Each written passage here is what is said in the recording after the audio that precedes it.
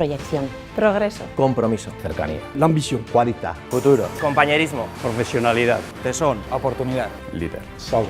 Esfuerzo. Familia en filosofía. Trabajo de toda mi vida. Sacrificio y esfuerzo. Estaba estudiando un grado superior de electrónica y yo, por mis circunstancias, necesitaba tener un trabajo para compaginar con mis estudios a la vez que poder seguir formándome, ¿no?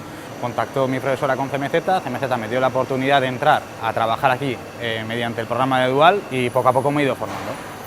Fue un año un poco duro por el tema de que tienes que estar a los estudios y también a lo que aprendes en CMZ, que aparte de que tus estudios te sirven para trabajar aquí en CMZ, ellos también te forman en su especialidad. Gracias a todas las oportunidades que me ha brindado CMZ, yo he salido con mejores valores, he aprendido a trabajar en equipo, porque en CMZ se trabaja en equipo. Paso por todo el proceso de la máquina, desde principio a fin, un trabajo distinto, hay que adaptarse un poco y es lo que me gusta de todo esto.